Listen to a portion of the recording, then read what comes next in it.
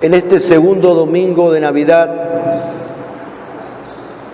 y como un precioso tesoro de la misma, la Iglesia nos invita a saborear el prólogo del Evangelio de San Juan que acabamos de escuchar. Este prólogo es un himno solemne, es como una música que nos eleva el alma hasta el misterio de la vida íntima de Dios, un misterio al que no podemos acceder con la sola razón, un misterio que no podemos encontrar, sino que nos tenemos que abrir para dejarnos encontrar por Él y aceptarlo con la luz de la fe. Cuenta la tradición que cuando San Juan, que fue el último de los apóstoles en morir, ya era viejito, sus discípulos, intuyendo ya la partida próxima de su maestro, le piden a San Juan que le deje por escrito todas esas cosas maravillosas que él les ha predicado sobre Cristo Jesús. El mismo San Juan es el que va a escribir lo que hemos visto con nuestros ojos, lo que hemos oído con nuestros oídos, lo que hemos palpado con nuestras manos acerca del verbo de vida. Eso es lo que os anunciamos y os transmitimos. Pensemos todas las cosas maravillosas que Juan compartió con el Señor. De los 4 evangelistas es el más profundo, es el que reposó su cabeza en el corazón de Cristo en la última cena. ¿Cuántas cosas el corazón de Cristo las participó solamente con Juan y no con los demás? Por ejemplo, la pasión. Fue el único de los apóstoles que estuvo al pie de la cruz. La Virgen es a San Juan a quien Cristo se la da, también al pie de la cruz. Por eso digo, ¿cuántas cosas San Juan vio, oyó y experimentó? Y todas esas cosas las predicó, y cuando los discípulos de él ven o intuyen que se está por morir, le piden por favor que se los ponga por escrito. Y San Juan accede, pero les pide que primero recen para que Dios inspire su pluma. Y efectivamente todos se ponen a rezar, él mismo se pone a rezar, y de pronto entra en éxtasis. Y cuando baja de ese éxtasis, cuando vuelve en sí, toma la pluma y comienza a escribir lo que acabamos de escuchar. Al principio existía la palabra, y la palabra estaba junto a Dios, y la palabra era Dios, etcétera, etcétera. Así comienza su evangelio. Por eso decíamos que es como una pieza musical que nos eleva el alma hasta Dios. San Juan es el apóstol que en la iconografía cristiana es representado con la imagen del águila. El águila tiene la capacidad de volar hacia lo alto, mirando al sol, sin enceguecerse. Y una vez que el águila ha remontado vuelo y altura, desde las alturas divisa la presa y se lanza en picada hacia la presa. Es lo que hace San Juan.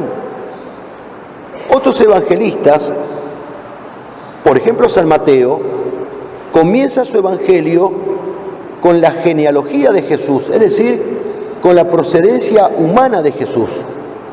San Juan va más lejos, comienza con la procedencia divina de Jesús. Como un águila, comienza a remontar altura, clava los ojos en ese sol de amor del Verbo eterno, y una vez que entra en la intimidad del seno trinitario, divisa la presa y se lanza en picada, y dice: y el Verbo se hizo carne y acampó entre nosotros, habitó entre nosotros. Es un verdadero poema. Dice el padre Castellani, es el poema más sublime que ha salido de boca humana. Mas la sublimidad es percibida solamente por los capaces de seguir, aunque sea de lejos, con la vista, el vuelo del águila de Patmos. Es decir, los preparados a ver la profundidad teológica de esas frases cortas y encadenadas, arcanas y sencillas a la vez. Vamos a tratar de adentrarnos lo que podamos hoy en este misterio, vamos a tratar de seguir, aunque sea de lejos con la vista, este vuelo del águila de San Juan. Al leerlo y al profundizarlo, nos damos cuenta cómo el Nuevo Testamento ilumina y plenifica el Antiguo Testamento. O sea, el Antiguo Testamento no se entiende sin el Nuevo. Por eso, por ejemplo, es un error comenzar a leer la Sagrada Escritura empezando por el Antiguo Testamento. Cuando alguien que no la leyó nunca quiere empezar a leerla, siempre se recomienda empezar por el Nuevo y más precisamente por los Evangelios. ¿Por qué? Porque Jesucristo es el centro de la Sagrada Escritura, como es el centro de la historia. Desde el primer libro, el Génesis, hasta el último, el Apocalipsis, Jesucristo es el centro alrededor del cual gira toda la Sagrada Escritura, toda la historia de la humanidad y todo el universo, todo el mundo. Y hay muchos signos, muchas frases, muchas figuras del Antiguo Testamento que no se entienden si no conocemos lo que sucedió con Cristo, si no tenemos al menos un pantallazo del Nuevo Testamento. Al leer el Nuevo Testamento y particularmente este prólogo de San Juan, se despeja la bruma y empezamos a comprender tantas cosas del Antiguo Testamento gracias a esto. La sabiduría de Dios, la palabra, todas esas expresiones podían interpretarse como expresiones poéticas de acciones divinas o de atributos divinos, hasta como simbólicas. En cambio, el Nuevo Testamento nos va a revelar con toda claridad que esa sabiduría, que esa palabra eterna es subsistente. No es un atributo de Dios, no es una acción de Dios, es una persona, y una persona divina, la segunda de la Santísima Trinidad, el Verbo, el Logos, la palabra de Dios, el Hijo de Dios, por quien fueron creadas todas las cosas y que desde siempre y para siempre existe con Dios y en Dios, y es Dios.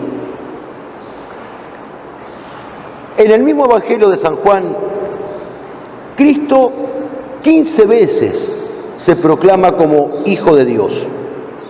Hay tantas alusiones a la divinidad de Cristo que francamente uno no logra comprender cómo confesiones no católicas que aceptan los evangelios no aceptan la divinidad de Cristo, no creen que Cristo es Dios.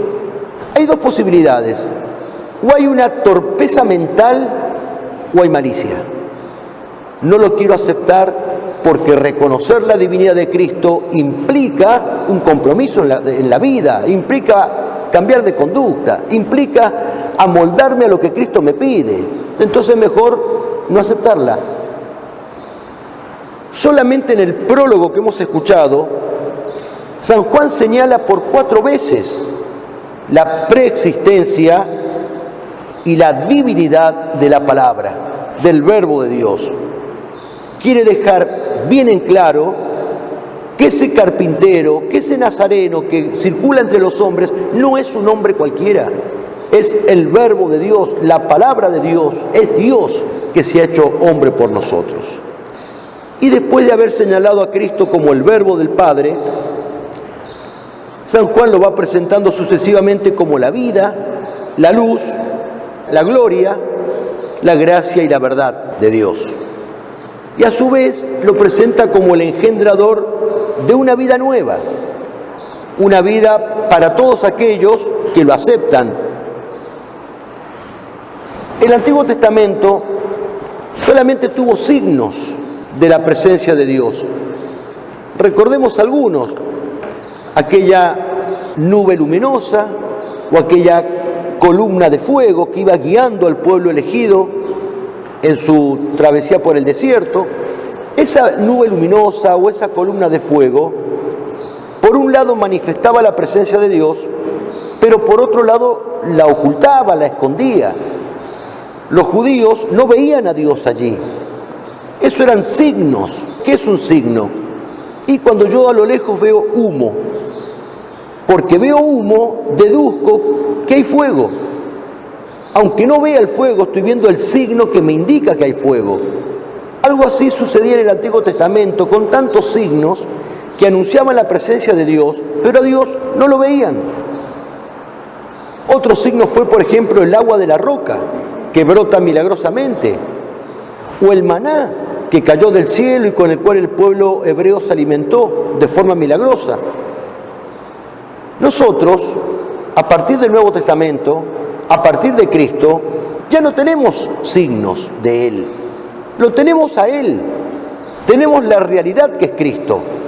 Por eso Jesús le dice a los judíos: vuestros padres en el desierto comieron el maná y murieron, pero el que coma del pan que yo le daré no morirá jamás. Yo soy el pan vivo bajado del cielo. Yo soy el camino, la verdad y la vida. Yo soy la luz. Cristo Jesús es el Hijo unigénito que vive en la gloria del Padre, dice el prólogo que hemos escuchado. Vive en intimidad filial, o sea, en el regazo del Padre. Sigue diciendo San Juan que todo cuanto existe ha recibido de Él su ser, es decir, es Él quien lo ha creado. Este Hijo de Dios eterno ha venido del seno del Padre hasta nosotros, vive en nuestra carne, se ha revestido de nuestra naturaleza, viene hasta nosotros visible y amable, viene hasta nosotros pasible y mortal, pone su morada entre nosotros, acampa entre nosotros, y de su plenitud todos hemos recibido gracia tras gracia, es decir, un cúmulo infinito de gracias, imposible de contar, imposible de enumerar. Ese verbo, esa palabra que ha acampado entre nosotros, nos ha hecho partícipes de su filiación, nos ha hecho sus hermanos, porque nos ha hecho hijos de Dios. Somos por Él arrebatados a la gloria del Padre. Somos hijos de Dios muy amados y vamos a ser hijos glorificados en el Hijo unigénito. Todo esto está solamente contenido en el prólogo de San Juan, nada más que en el comienzo de su Evangelio.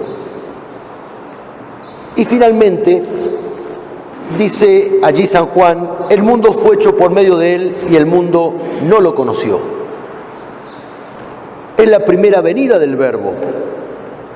Dios se hace presente al mundo a través de la creación, a través de todas las obras creadas por Él, por las cuales se manifestó a todos los hombres, judíos y gentiles.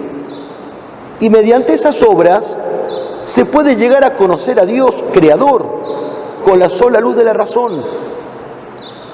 Santo Tomás de Aquino, por ejemplo, nos propone 5 caminos, las famosas 5 vías para demostrar la existencia de Dios.